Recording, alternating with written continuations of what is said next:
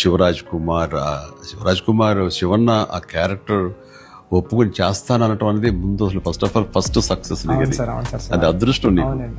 అంటే అంత మంచి మనిషి, అంత మంచి యాక్టర్, దాంట్లో ఒదిగిపోయి చేశాడు. చరణ్ని అదవాయించాలి, గదవాయించాలి, తిట్టాలన్నా సరే అంత స్టేజ్ ఉన్న వ్యక్తి. అతను అంటుంటే కూడా మనకి తండ్రి ఫీలింగ్ వచ్చింది కాబట్టి అది చాలా బాగుంది. అది శివరాజ్ కుమార్ శివన్న ఆ క్యారెక్టర్ ఒప్పుకొని చేస్తాననటం అనేది ముందు అసలు ఫస్ట్ సక్సెస్ అది అదృష్టం నీకు. అంటే అంత మంచి మనిషి, అంత మంచి యాక్టర్, దాంట్లో ఒదిగిపోయి చేశాడు. చరణ్ని అదవాయించాలి, గదవాయించాలి, తిట్టాలన్నా సరే అంత స్టేజ్ ఉన్న వ్యక్తి. అతను అంటుంటే కూడా మనకి తండ్రి ఫీలింగ్ వచ్చింది కాబట్టి అది చాలా బాగుంది.